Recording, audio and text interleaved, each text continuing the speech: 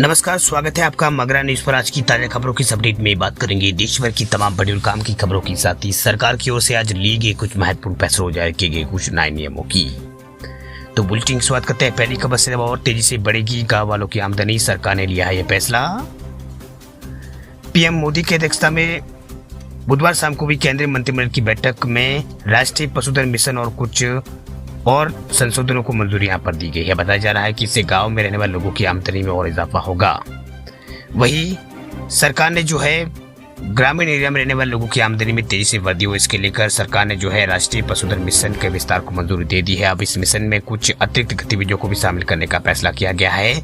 अब घोड़े, गधे और खच्चर और ऊंट के लिए भी जो है उद्यमिता की स्थापना को शामिल यहाँ पर कर दिया गया है। चलिए बात अब करते हैं अगली बड़ी खबर की। तो ओएनडीसी के जरिए बुक कर सकेंगे उबर राइड, कंपनी ने सरकार के साथ किया है समझौता।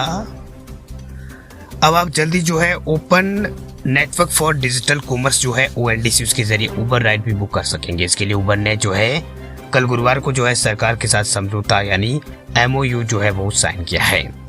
वही इस सुविधा के बाद अब आप बिना उबर ऐप के भी जो है राइड जो है वो बुक कर सकेंगे। इस अवसर पर उबर के ग्लोबल सीईओ जो है उनके द्वारा कहा गया है कि उबर भी जो है भारत में अपने लो कॉस्ट सर्विसेज को विशेष रूप से 2 पहिया और 3 पहिया सेवाओं में विस्तार करने की योजना बना रही है।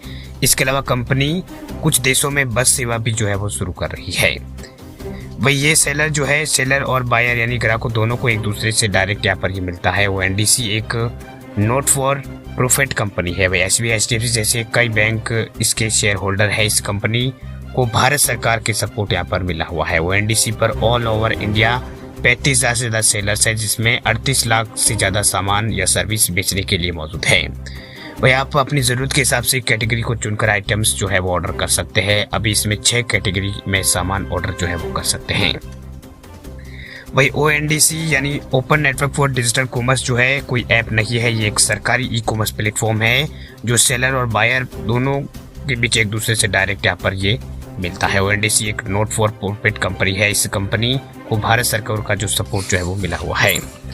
चलिए बात करते हैं अगली बड़ी खबर की। तो अब आएगा चैटिंग में और भी ज्यादा मजा। व्हाट्सएप में एक साथ आए हैं 4 नए फीचर।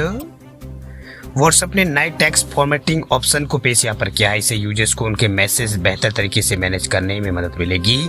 वहीं नए ऑप्शंस में बुलेट लिस्ट और नंबर्ड लिस्ट और इसके अलावा ब्लॉक कोड्स और इनलाइन कोड शामिल है। वही टेक्स्ट फॉर्मेटिंग ऑप्शंस के लेटेस्ट एडिशन के जरिए यूजर्स को समय की बचत करने में मदद मिलेगी, साथ ही कम्युनिकेशन भी जो है बेहतर तरीके से हो सकेगा। ये additional text formatting options bold और इटैलिक और इसके अलावा मोनोस्पेस फॉर्मेटिंग के साथ मौजूद होगा। भाई कंपनी ने कंफर्म किया है कि नया फीचर एंड्रॉइड, आईओएस और वेब और मैक सभी यूजर्स के लिए उपलब्ध होगा। ये नए टेक्स्ट फॉर्मेटिंग ऑप्शन सभी चैनल एडमिन भी जो है वो एक्सेस कर सकेंगे।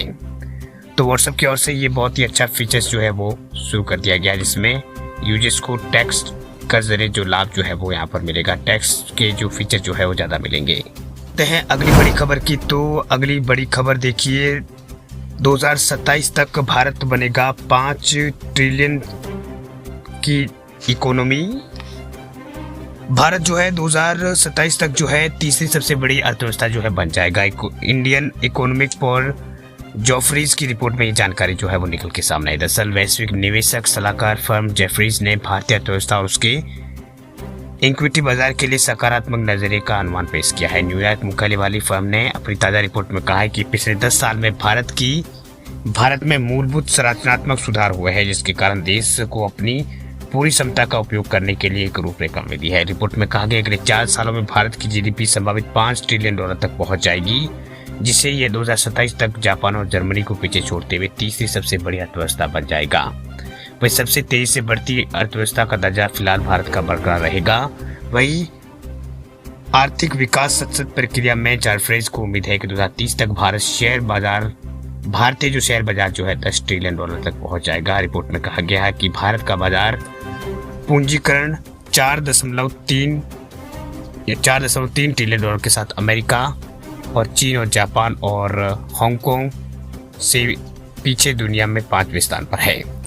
चलिए बात करते हैं अगली बड़ी खबर की। तो अब खत्म हुआ इंतजार, 22 मार्च से शुरू होगा आईपीएल। बीसीसीआई ने जारी किया है शेड्यूल।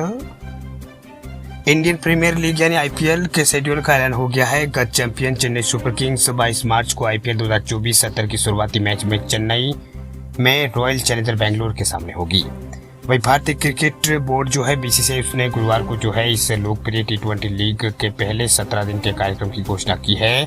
आईपीएल के बचे हुए मुकाबलों के कार्यक्रम का ऐलान अगले महीने के शुरू में आगामी लोकसभा चुनाव की तारीखों की घोषणा के बाद जो है वो किया जाएगा। टूर्नामेंट के पहले 17 दिन जो है 21 मैच यहाँ पर खेले जाएंगे। वह दिल्ली कैपिटल जो है 23 मार्च को मोहाली में पंजाब किंग्स से भिड़ेगी। वह शेड्यूल के अनुसार 10 टीमों को 5-5 के 2 ग्रुपों में विभाजित जो है वो किया जाएगा। ग्रुप चरण में प्रत्येक टीम 14 मैच खेलेगी। हर टीम अपने ग्रुप में अन्य 4 टीमों से 2 बार और घरेलू और प्रतिनिधि टीम के मैदान पर यहाँ पर खेलेगी।